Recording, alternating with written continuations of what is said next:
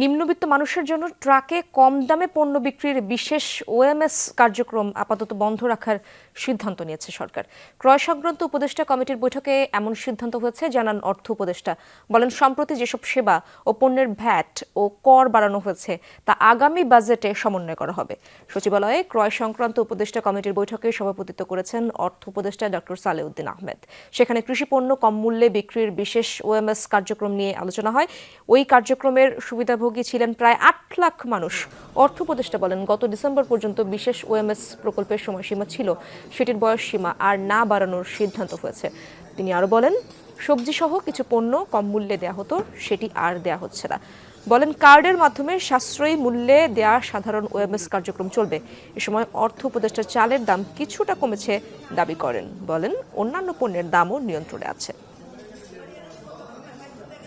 Successfully এটা implement করা গেছে ঢাকা এবং নারায়ণগঞ্জ জায়গায় প্রায় ৮ লক্ষের বেশি লোক কাভার পেয়েছে। আপাতত ডিসেম্বরে আমরা এটা স্থগিত করলাম, কারণ বাজারে মোটামুটি সাপ্লাই এসছে, তবে এটা এর একটা জিনিস। আর ভবিষ্যতে যদি কোনো আবার ইমার্জেন্সি করে তখন দাঁড়াও, এখন তো জীবাণুদের থেকে বাঁচালে সারাদিনকে বাঁচাবে ডেটল। বাঁচাবে ডেটল জীবাণুর বিরুদ্ধে 12 ঘন্টার সুরক্ষা বলয়। সুরক্ষার বিশ্বাস থাকুক দিনভর।